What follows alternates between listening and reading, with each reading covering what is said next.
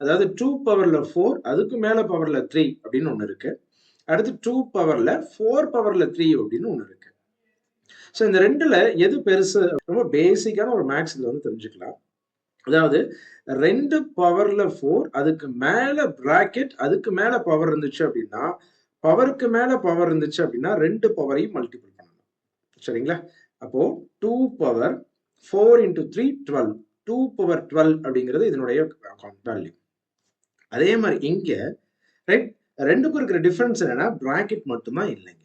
Right இங்க பவருக்கு மேல power இருக்கு அப்படின்னா பிராக்கெட்ஸ் இருந்துச்சு அப்படின்னா பவருக்கு மேல இருக்க பவரை மல்டிபிள் பண்ணியிருப்போம். ஆனா இங்க இருக்கிறது வந்து பாத்தீங்க அப்படின்னா 4 கியூப் அப்படிங்கிறதே ஒரு பவர்.